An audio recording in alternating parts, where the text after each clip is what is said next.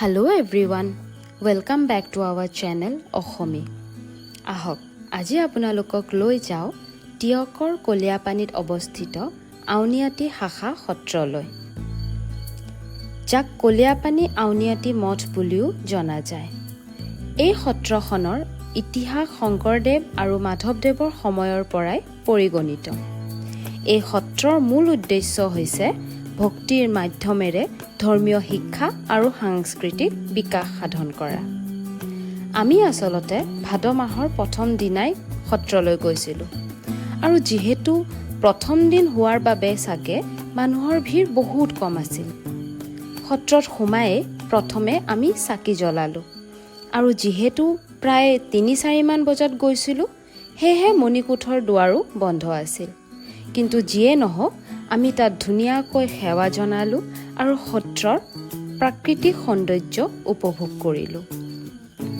এই সত্ৰখনৰ অন্যতম বৈশিষ্ট্য হৈছে ইয়াৰ ভক্তিপূৰ্ণ পৰিৱেশ আৰু শুদ্ধতা।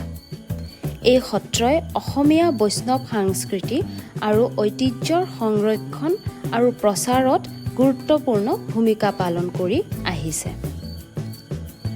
আমি সত্ৰৰ সত্ৰাধিকাৰকো লগ পাইছিলোঁ, কিন্তু তেখেতৰ ভিডিঅ' কৰা নহ'ল। আপোনালোক কেতিয়াবা এইখন সত্ৰলৈ আহিলে এটা ঐশ্বৰিক পৰিৱেশ উপভোগ কৰিব পাৰিব বুলি আশা ৰাখিছোঁ।